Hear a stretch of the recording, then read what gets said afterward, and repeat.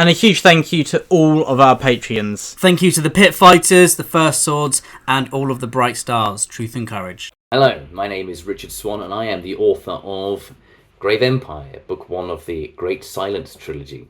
What is the Great Silence, you ask? Well, it's the beginning of the end of the world. It is the extinguishment, or apparent extinguishment, of all the souls and spirits, sprites and ghouls and demons and angels of the afterlife. They can no longer be reached, and no one knows why. So this is a flintlock fantasy. It's a multi-POV book. We follow 3 points of view. The first is Peter Kleist. He's up in the tendentiously named New East, which is a colonial posting on the very outer reaches of the Empire. Lots of horrible goings on in the forests around him. Very strange, very spooky. Sort of like Last of the Mohicans crossed with Blair Witch Project is kind of how I would describe that. And then we have Renata Rayner, who's the sort of the main character. She's the secretary to the ambassador to the Stygian Mermen. Now the Mermen, they do practice magic. In Sova it's banned, but the Mermen do practice. So they're going to go on a diplomatic mission, a quest to find out just what the damn hell is going on in the afterlife, because the Mermen may have a good idea. The problem with the Mermen is they're not very friendly.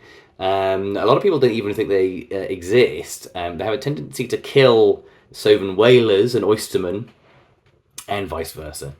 And so they're a bit grumpy, and they have a sort of very vicious equestrian class that ride armed great white sharks into battle. So, a lot of, like, I would say almost Little Mermaid crossed with Game of Thrones for that storyline. And then my third POV, Count Lamprecht von Oldenburg, is a really horrible, nasty, insane, vicious senator. He's a noble, and he's been dabbling in the arcane illegally. He very much shouldn't have been doing that, and he's going to stumble across some things that perhaps were best left alone. So I won't spoil anything, but so it's a flintlock fantasy. We're kind of in the kind of mid 18th century, turn of the 19th century time period. It's set 200 years after my first trilogy, The Empire of the Wolf, but you do not have to have read The Empire of the Wolf. It is a fresh jumping off point, and it has been written carefully so that you can just go in totally blind.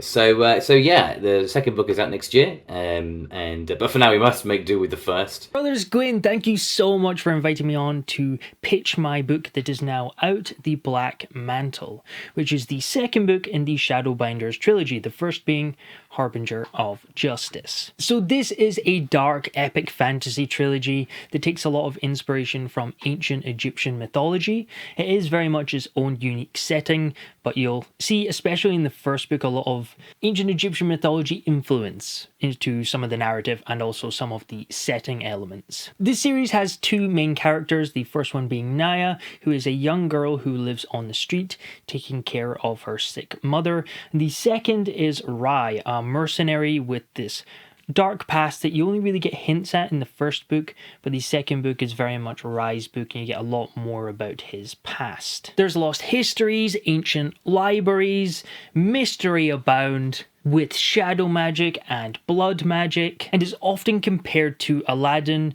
meets Venom meets Stranger Things. So take from that what you will. And I may be a little bit biased, but I am a huge fan of the art by Felix Ortiz, which is just absolutely stunning for both book 1 and book 2. But yeah, I might be considered biased in that situation. And if you do want to dip your toes in this world, you can read the prequel novella completely for free by signing up to my mailing list. So if you just want to give it a little try and see what you think, that's probably the best way to do that. I'm a big John Gwynne fan, so this really meant the world to me. Thank you so much, Brothers Gwynne. And yeah, check out my books if that sounds like something that you want to check out. A librarian princess must steal to save the world from an ancient plague. A pirate queen discovers the only gold is in the bars of her cage. A Devdasi's heart dances for the archer she was tasked to destroy, while a conclave of kings dawns in the 3 cities of the east. After all, a season of peace is the finest time to plant the seeds of war. Now that the book teaser is over, allow me to introduce myself. Hello everyone, I'm Gourav, the author of Sons of Darkness.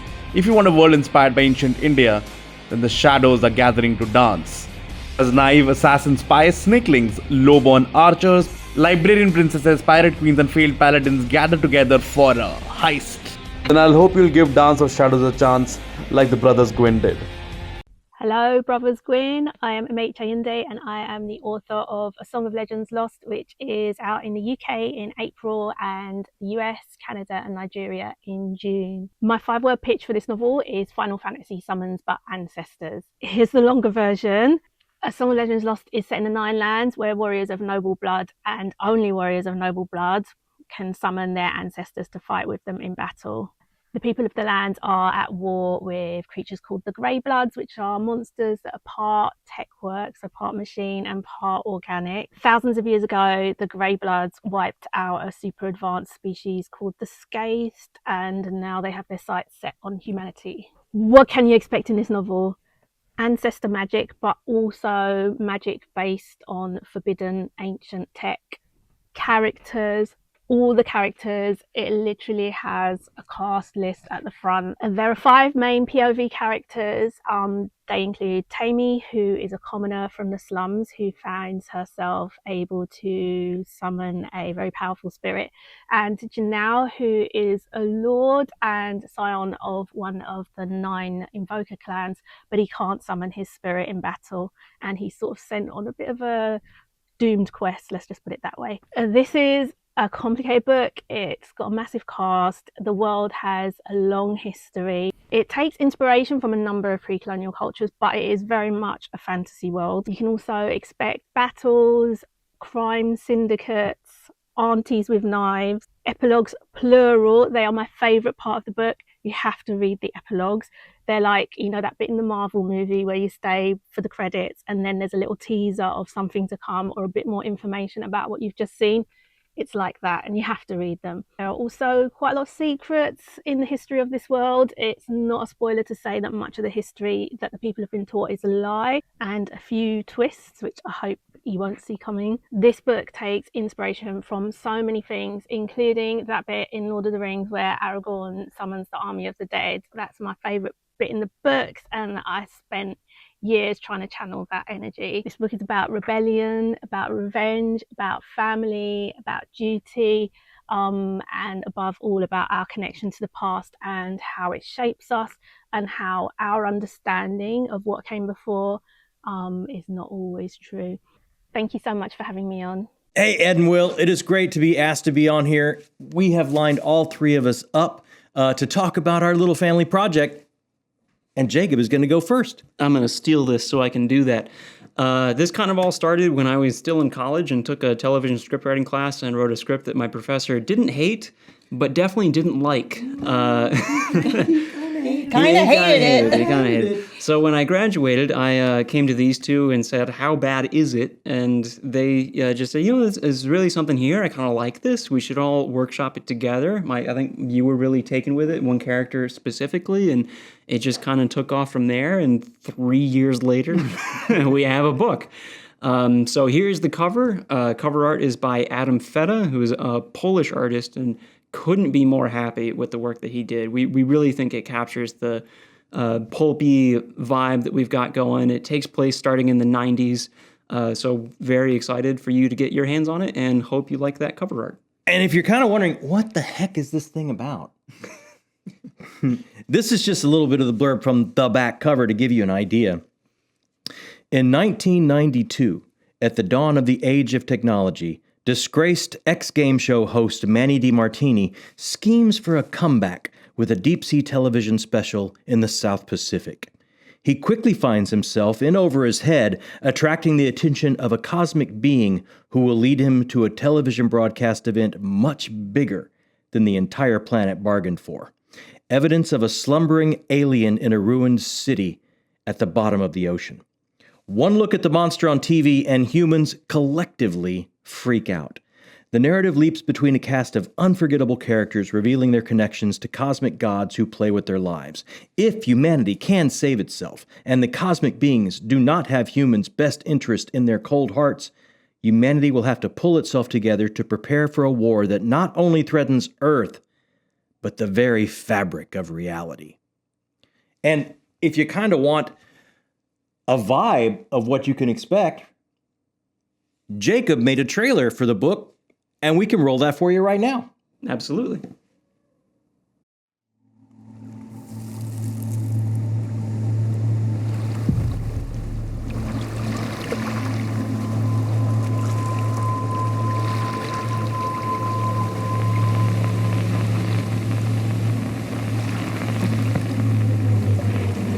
There's something down there.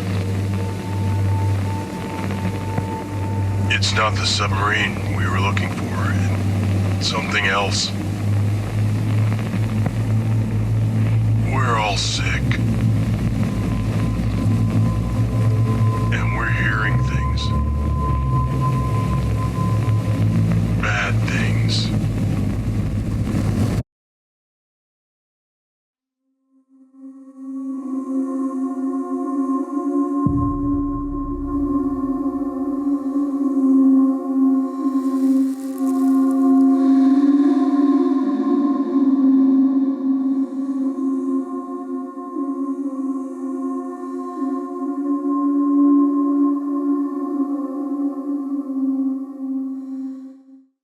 Discovery Strange Eons Book 1 will be scheduled for public release on May 15th of this year.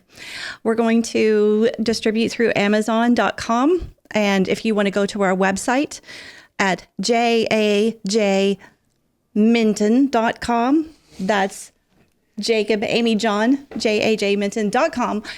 That will lead you to a little box you can put your email in. And we will be able to send you notifications of when our pre-sale is a little earlier than our release date. Pre-sale will be happening at the end of March 15th through 28/9. It's going to go for about a week. You'll get plenty of time. So if you allow us your email, we do respect your privacy. We will notify you of the pre-sale and of the Amazon launch. International customers will be able to order the book both by pre-sale and by Amazon through your country's Amazon link. So we hope that everybody on our international fandom will be happy with that. All three of you. So, I mean, that's. I think that's pretty much it, right? That's pretty much it. So, do we want some bloopers? Because we got so many bloopers. It was great as a family project working together, and we can't wait for all you guys, if you're interested at all, to get it in your hands. Absolutely. Come check out Discovery by J.A.J. Minton. Bye.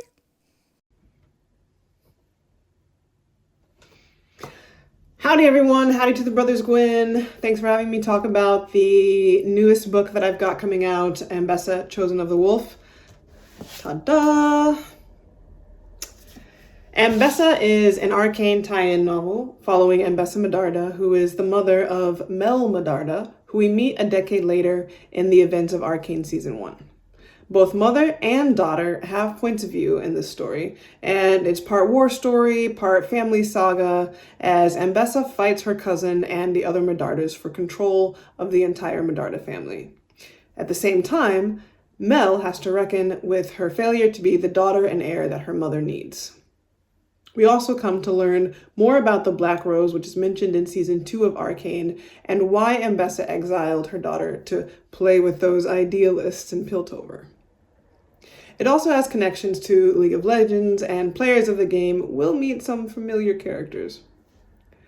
There will be battles, balls, and a lot of Ambessa Medarda and a lot of hot tubs.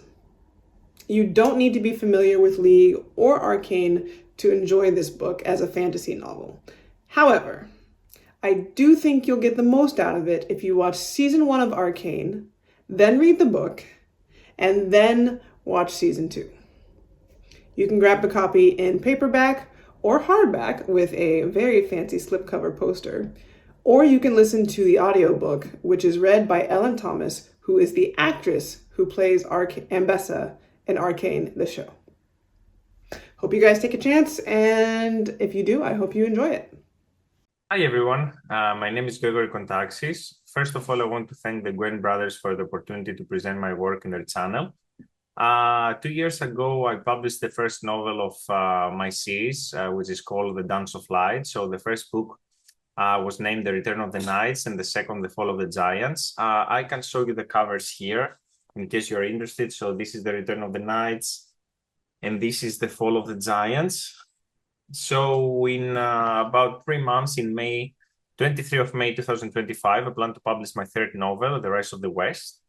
So my series is it takes place in a medieval fantasy world. So it has many elements of the English medieval world, the French as well, the Middle East. So there are many different elements in the fantasy medieval world that I created. There are also many characters. There is a lot of war, battles, and stuff like this for the people who enjoy these things, and a lot of politics, of course. Also, it's a story full of Greek mythology. There are some aspects of German mythology as well, but mainly it's Greek. So, I mean, the series starts with a boy named Elliot who tries to save a queen, who is about to get murdered. So, when there are many schemes and stuff in the palace, so Elliot tries to help her and advise her. And then the second novel follows this situation, and there are some other creatures that enter the story. So the main idea I had behind the story is that there are so many fantasy series that you see that humans need to be united to face an evil force, something like that. So in my story, there is no like an evil force. So there are other races and other creatures, but actually humans are threatening them because their decisions are very hurtful for them. And I'm trying to say that we don't need in fantasy always to face an evil force or an evil race like I don't know, like the White Walkers or orcs or something like that. But people are, and humans in general, are capable for many bad things. And in my series, I'm trying to say that these other creatures might suffer from the human's actions. So actually, I don't want to give a lot of spoiler, but for the people who didn't read the first two books of the series, but the third book is the darkest so far. I'm really happy about this novel. I can't wait to hear the opinions of people on this book. So the characters suffer a lot. They have to make many decisions. They change. Some become more mature. Some they change sides. So I'm really excited. The cover is not revealed yet, so I cannot show you the cover, and I don't have a book yet. I can show you because I publish my books in Greek and English. So because I'm Greek, so first my books are published in Greece, and then I publish the English versions. So I have the cover of the Greek book. I can show you that. So that's the Greek book that was published like in December 2024, and now in 3 months, the English one will be published as well. So yeah, I'm really excited. I hope you will like the story. Again, I want to thank the Gwynne brothers for the opportunity to present all of this in their channel. Thank you very much.